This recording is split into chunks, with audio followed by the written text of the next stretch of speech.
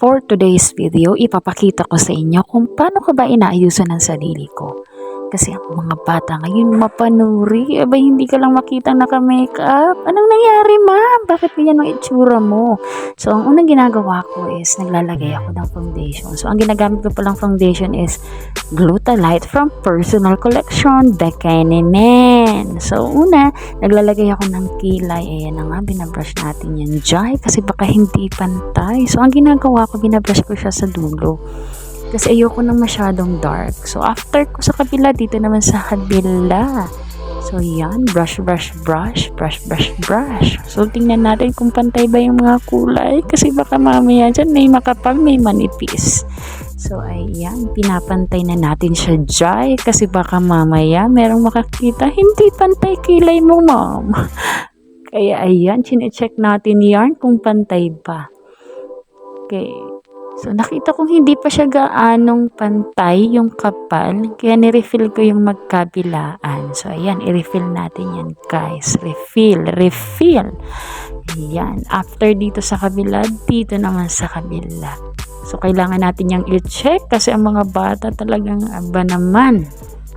Matanglawin.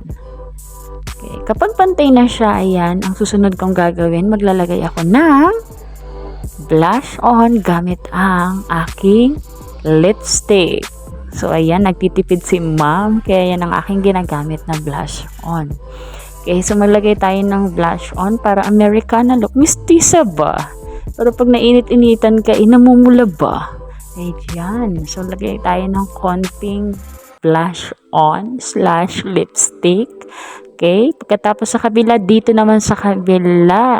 So, hindi pa ako satisfied sa aking blush on. So, after kong maglagay ng blush on, ayan, naglagay na ako ng lipstick dyan. Ayan. So, wala pala akong lip liner. So, ang ginamit ko ay finger liner. So, after dito sa kabila, or after dito sa baba, ayan, dyan naman sa taas. Ayan, guys. So, ganyan lang po ang ginagawa ko or ginagawa kong makeup sa aking sarili. Okay, so medyo hindi pa ako satisfied sa aking blush on, kaya dadagdagan natin yarn para talagang magmukhang mistisa ang look natin dyan. Ayan, ayan. O, diba? Dagdagan niyo natin yung blush on natin yarn. Ayan na. Okay, diba?